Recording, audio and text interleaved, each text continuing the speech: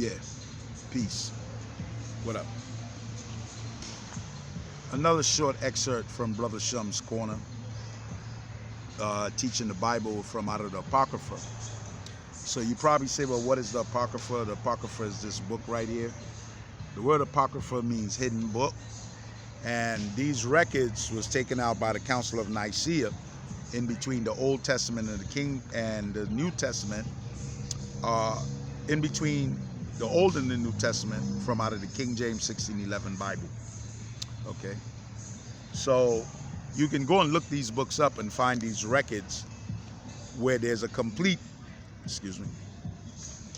where there's a complete 1611 with the New Testament. Some 1611s may have the Josephus, then they'll have the New Testament, the Old Testament, the Apocrypha, and the New Testament bound together. So we're not going to argue and get into confrontation about. The fact is that we have the records which speak about the Christ in 2nd Ezra. It speaks about the Christ. In many parts of the Bible, of the Apocrypha, it speaks about the Christ. So that's why, for me, I use it in comparison to other quote-unquote records that people try to justify about Israel and so forth. Damn mosquitoes that's out here, and so forth like that. So hopefully be able to get out of here. That's one creature that I hate, is mosquitoes. I don't understand why the Lord made them. He made them, he know what he made them for. But I don't deal with them and so forth like that. All right, they will get terminated. So what are we dealing with? We're dealing in the book of 2nd Ezra, the 6th chapter. We're going to go into some points that the Lord is dropping. And he said unto me, speaking of Ezra. Ezra is in the Bible, the prophet Ezra, the priest Ezra. In the Apocrypha is called Esdras, E-S-D-R-A-S. So there's 1st Esdras and 2nd Esdras. So 2nd Esdras, the 6th chapter, and he said unto me in the beginning, when the earth was made, before the borders of the world stood, or ever the winds blew. Now this the Most High speaking to this black brother, dark-skinned brother. And he says, before it thundered and lightened, or ever the foundations of paradise were laid, before the fair flowers were seen, or ever the movable powers were established, before the innumerable multitudes of angels were gathered together. So this the Most High telling them, before all things were created, including the angels, good and bad, he says, even above the heights of the air were lifted up, before the measures of the firmament were named, or ever the chimneys in Zion were hot, or ere the present years were sought out, or ever the inventions of them that now sin were turned, before they were sealed that have gathered faith for a treasure. Then did I consider these things. So the Most High, the Supreme Being, he considered things because he was alone. There was no other gods. Then he said, then did he consider these things. So he considered everything. He considered everything. There's nothing that he did not consider. If you see the trees behind me, the leaves, the bugs, the mosquitoes, the ants, billions of ants where I'm at, my clothes that I got on, he considered everything.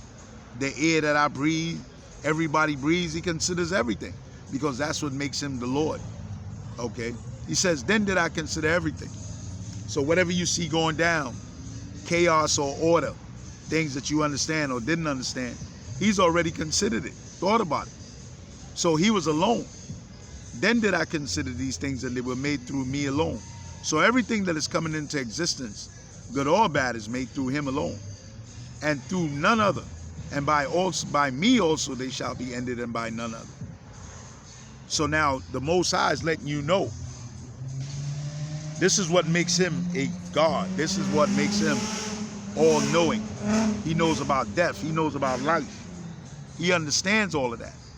You can't put nothing past him or take nothing from him, because he understands all of that already. He already thought it out. He already thought about your thoughts, how you was going to be against him. He already thought that out. He's cool about it. You understand? He's cool about it. He know how you don't believe in him. He's already cool about that. He know your religions that you believe that somehow is going to get you into the kingdom. That's why he said, I thought all these things out. Okay? Then answered I and said, what shall be the parting asunder of times? See, so Ezra is asking him about a future prophecy. the end of the days. Okay. What shall be the parting asunder of times, and when shall be the end of the first, and the beginning of it that followeth? So these three questions that Ezra asked them is the same like Matthew the 24th chapter. Last night I had the blessing to be able to listen to T.D. Jakes try to break down the Bible. These pastors out here do not know the Bible. They're a bunch of liars and thieves, man. He tried to break down Genesis the 16th chapter and Genesis the 17th chapter with Ishmael and Father Abraham and Sarah. If you see this man duck scriptures, if you see this man duck scriptures and found what was easy for him to say that the Lord seeth you, that out of all the breakdown of those two chapters, all he could find is one little part of verse that said the Lord seeth you. See, these men don't know the Bible. These men don't know the Bible. That's why I teach the truth. Okay, I'm not talking about anybody else. I'm talking about I teach the truth. Look at it, okay? So Ezra asked, he said, what shall be the parting asunder of the times? When shall the past, present, and future, or when shall be the end of the first? So now you got to say, well, the first, what is the first? And the beginning of it that followeth. See, two parts. So you got to know what's the first. So to understand the first, now the Bible going to give it to you, but I'm going to give it to you first. The first is Esau's rulership. And the second rulership is Israel's rulership. Because that was from Genesis, the 25th chapter and the 21st verse. Esau came forth first. Esau is the elder. You understand what I'm saying? Esau came forth first. Damn ants, damn flies, man. Flies bite me up, bro. Yo, it's crazy. I'm sitting in the park and flies biting through my clothes. What kind of flies is these, man? These things is inhuman. Okay. And he said unto me, from Abraham unto Isaac, when Jacob and Esau was born. See that? So now for you to understand what he's talking about to Ezra, you got to go back to Genesis. You got to go back to Genesis to understand the nations, the father of nations. You got to go back to Genesis. So if you don't know the Bible, like these lying pastors and some of these dudes that's out here teaching, so you see that they say all they doing is giving sermons, man. All they doing is giving sermons. They do not know the history. They do not know how to break down the Bible. They don't. Yet people listen to that garbage and think that it's going to help them.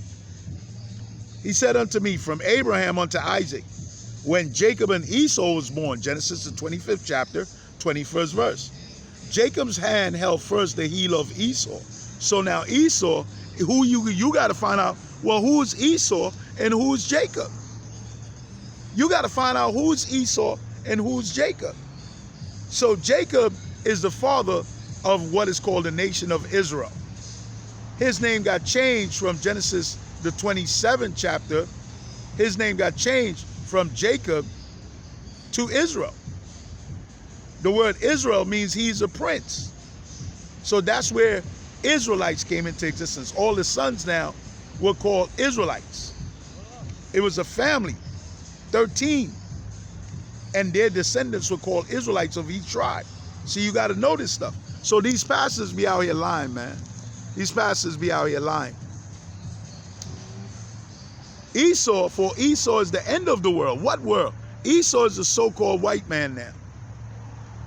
Esau became the father of the Edomites. Edomites is Europeans, Caucasians, so-called white man.